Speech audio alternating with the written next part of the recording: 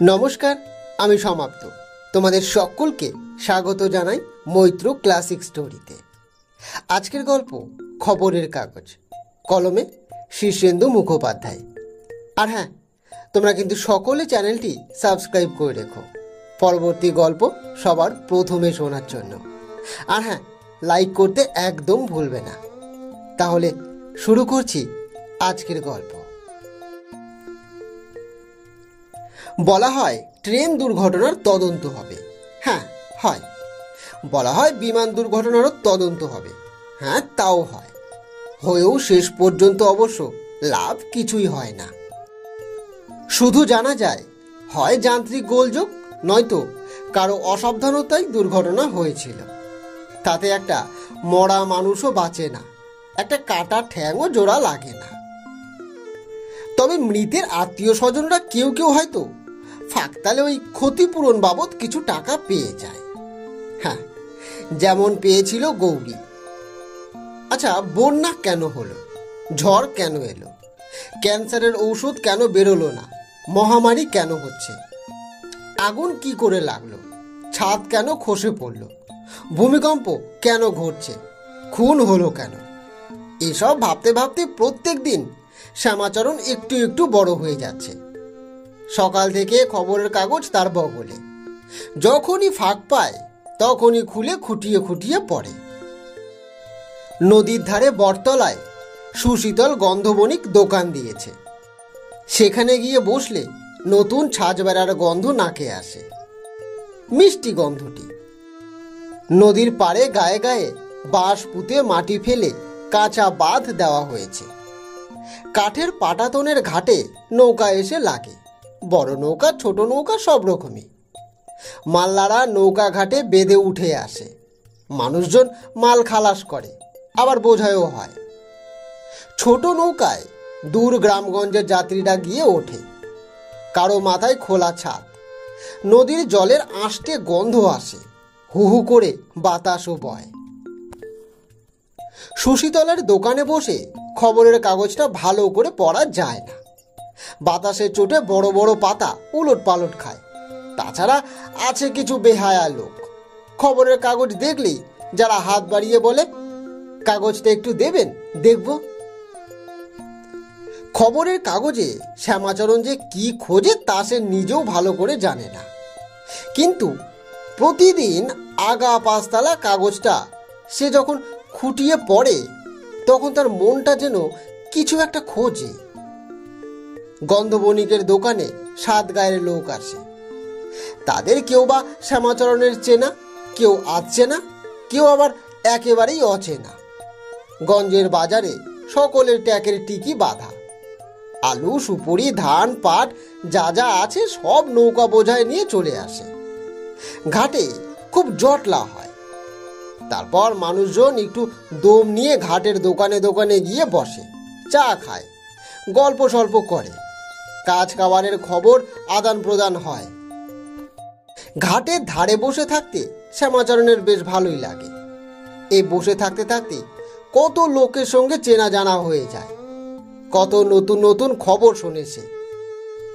অচেনা জায়গার বিবরণও পেয়ে যায়, নতুন সব চরিত্রকে জানাও হয়। গন্ধবণিকের পোক খাতিরও করে খুব। শ্যামাচরণ যে একসময় ওই জুডিশিয়াল ম্যাজিস্ট্রেট ছিল তা বেশ মনে রয়েছে সুশীতলের। তবে সেসব কথা শ্যামাচরণ নিজেই ভুলে যায়। তার জীবনটা হলো বসতি উঠে যাওয়া গাঁয়ের মতো।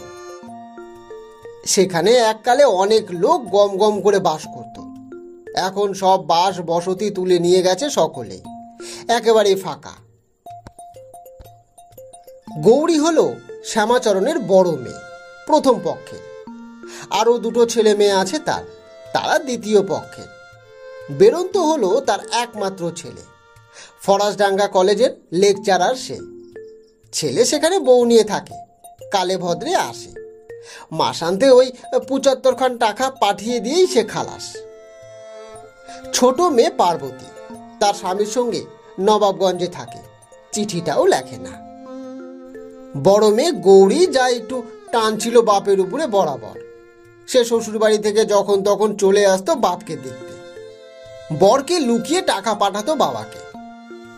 3 সন্তানের মধ্যে গৌরীর উপরে শ্যামাচরণের টান ছিল সবচেয়ে বেশি। গৌরীর বর ছিল পুলিশের এএসআই। ছেলে হিসেবে ভালোই, অতি সুপুরুষ, সাহসী এবং সৎ ছিল। প্রাণে দয়াময়ও ছিল, ভক্তিও ছিল। খড়গপুর লাইনে এক রাতে ওই গাড়ির লাইন থেকে মাঠে নেমে গেল। 6খানা বগি উল্টে 20 জন মানুষ দলা পাকিয়ে একসা। সেই দলা পাকানো মানুষের মধ্যে একজন ছিল সোমনাথ। কিন্তু সোমনাথে কি ছিল? শ্যামাচরণের এ সন্দেহটা আজও যায়নি।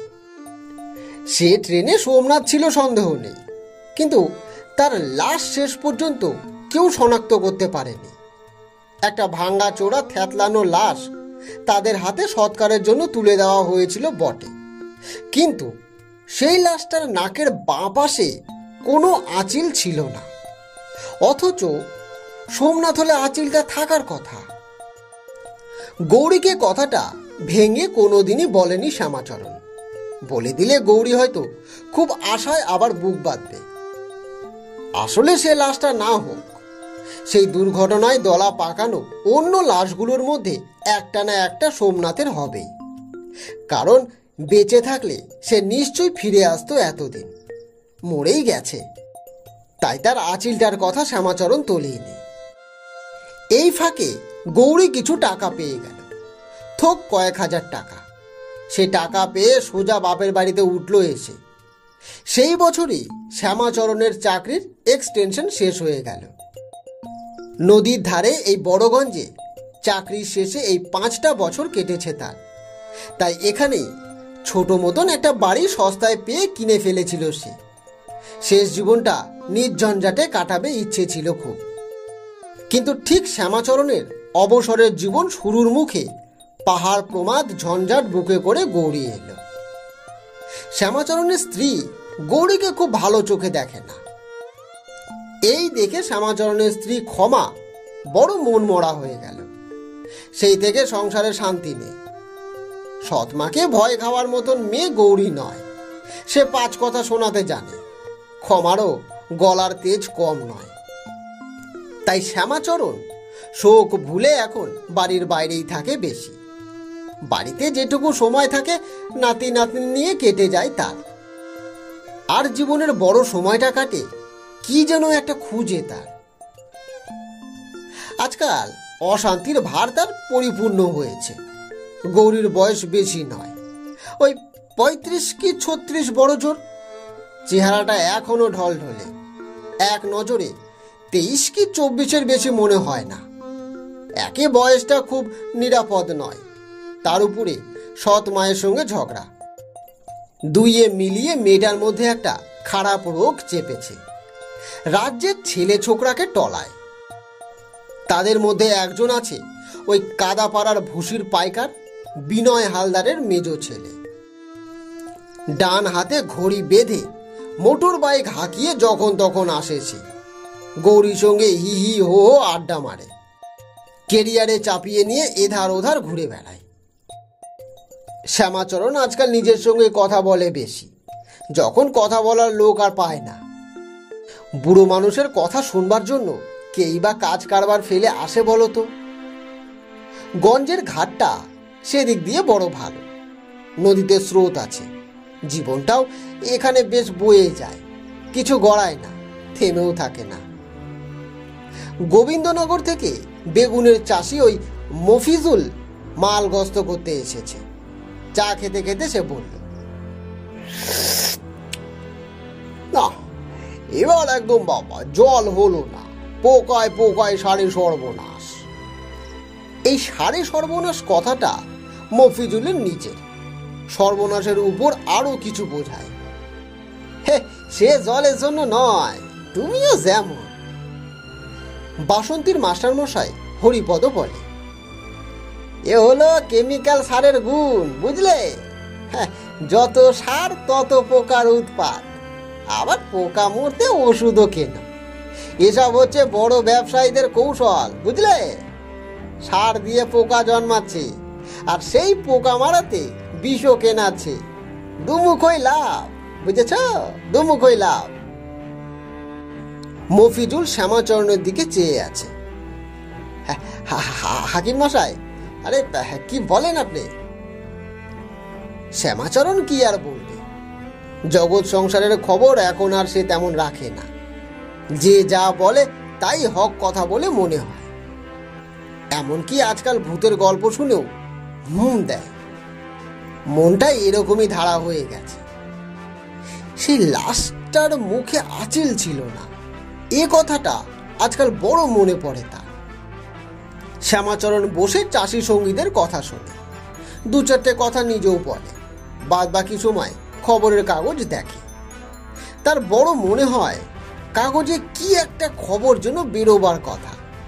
মনে মনে সে কতবার ধরে সেই খবরটার জন্য অপেক্ষা করছে, খবরটা বেরোচ্ছে না কেন? গন্ধবণিকের দোকান থেকে ভর দুপুরে ফিরছিল শ্যামাচরণ।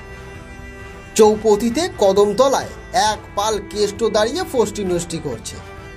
তারা শ্যামাচরণকে দেখে গলা খাকিয়ে দেয়। একটা বদমাস ছেলে আওয়াজ দিল, কি গঙ্গারামকে পাত্র পেলে? বিনয় হালদারের ছেলের নাম গঙ্গা প্রসাদ। শ্যামাচরণ মাথাটা নামিয়ে জায়গাটা পার হয়ে যায়। বাজারের মুখে বুড়ো নীলমণি দাসের সঙ্গে দেখা। নীলমণি লোকটা খুব আদর্শবাদী, স্বদেশী করত, একবার এমএলএও হয়েছিল। শ্যামাচরণ হাকিম থাকবার সময় থেকেই ভাব। নীলমণি দাঁড়িয়ে পড়ে বলে, এই যে শ্যামা, যে কোন দিকে? ওই বাড়ি যাই। সে নয় যাবে, দাঁড়াও, বাড়ি পরে যেও, দাঁড়াও, কথা আছে তোমার সাথে।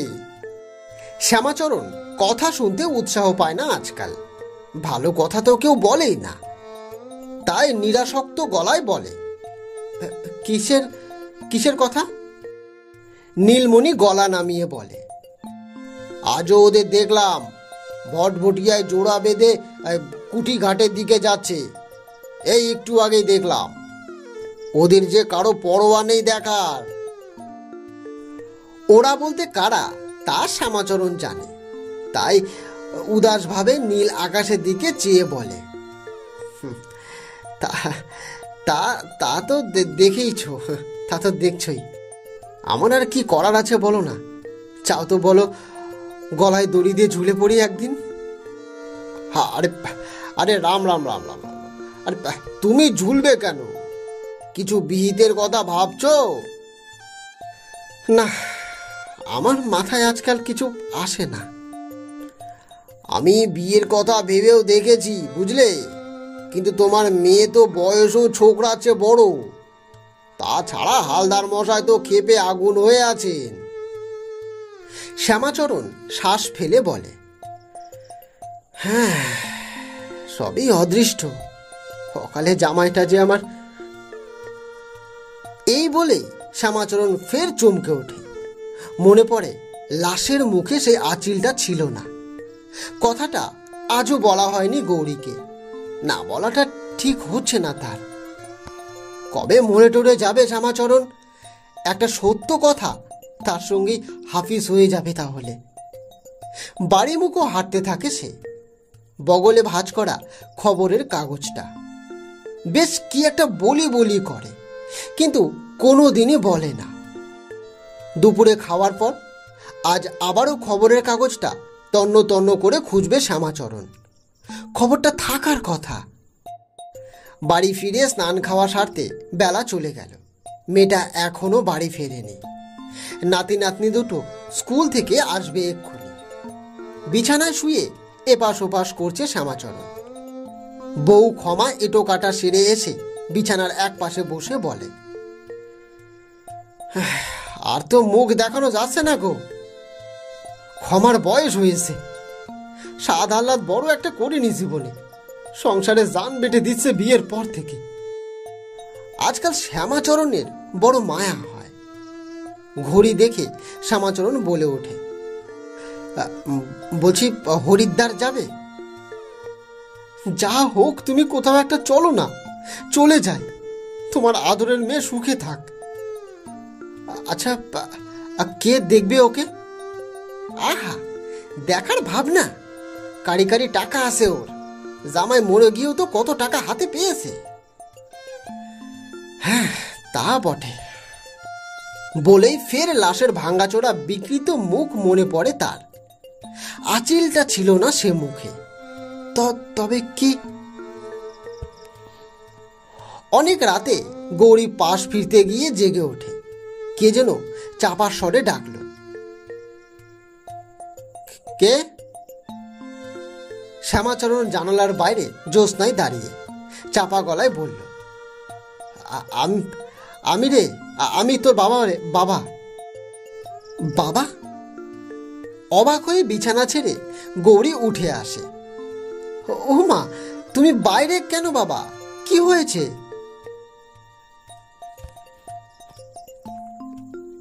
শ্যামাচরণের মুখ চোখ জ্যোৎস্নায় অন্যরকম দেখায়।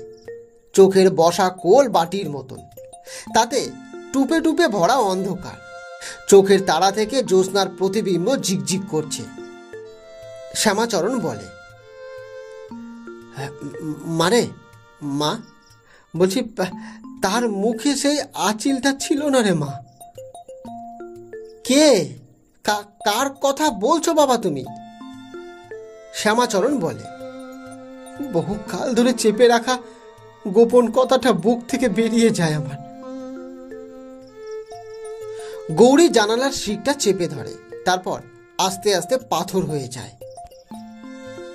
পরদিন শ্যামাচরণ আবার গন্ধবণিকের দোকানে গিয়ে বসে। বিশাল নদীর উপরে ফুরফুর করে নীল আকাশ। নৌকা আসে, নৌকা যায়। ব্যাপারীদের হট্টরোল ওঠে চারধারে। শ্যামাচরণ খবরের কাগজ তুলে তন্ন তন্ন করে খবরটা খোঁজে, কিন্তু পায় না। ব্যাপারীরা এসে গল্প রাঙিয়ে তোলে, হাওয়া দেয়। চায়ের গন্ধের সঙ্গে নদীর আষ্টে গন্ধ গুলিয়ে ওঠে। আজ সারাদিন গৌরী বেরোয়নি, কারো সঙ্গে দেখাও করেনি, কথাও বলেনি। সারাদিন শুধু ঘরে শুয়ে কেঁদেছে। দুপুরে বাড়ি ফিরে শ্যামাচরণ একই খবর পেল, গৌরী নিজের ঘরে শুয়ে কাঁদছে। শ্যামাচরণ কাউকে কিছু বলল না, ক্ষমা প্রশ্ন করে হাঁপিয়ে যায়। খেয়ে উঠে শ্যামাচরণ খবরের কাগজটা গৌরীর ঘরের জানালায় গলিয়ে ভেতরে ফেলে দিয়ে চাপা গলায় বলে, সব খবর তো কাগজেই থাকে রে, রোজ দেখিস তো মা। গৌরী প্রথমে কথা বলে না, কিন্তু অনেকক্ষণ বাদে উঠে চোখ মুছে খবরের কাগজটা পড়তে থাকে। কেন পড়ে তা সে নিজেও বুঝতে পারে না। জগৎটা সম্পর্কে আবার তার ভীষণ আগ্রহ জেগেছে। মানে, কাল থেকে একটা ইংরেজি খবরের কাগজও দিতে বলো মা, ওই খবরের কাগজের ছেলেটাকে।